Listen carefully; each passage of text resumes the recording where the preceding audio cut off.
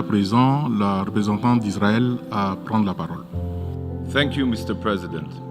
My grandfather Chaim, his wife Bracha, and their 8 kids were sent to Auschwitz.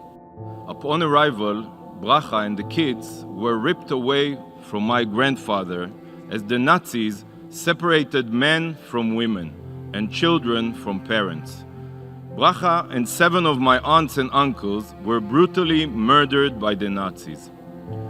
In 1945, as the world was rebuilding from the ruins of the Second World War, my grandparents were rebuilding their lives after surviving the horrors of the Holocaust and the terrors of Auschwitz. As the international community established the United Nations with the goal of maintaining international peace and security, my grandparents immigrated to Israel with the goal of starting a new, better and safer life for themselves and for the Jewish people.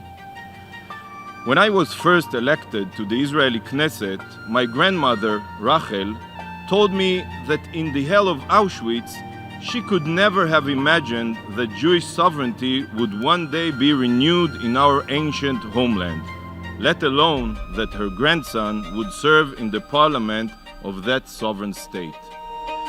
Today, her grandson proudly represents the world's only Jewish state before the organization mandated with guaranteeing that never again will anyone have to endure the pain and suffering that my family and millions of others endured.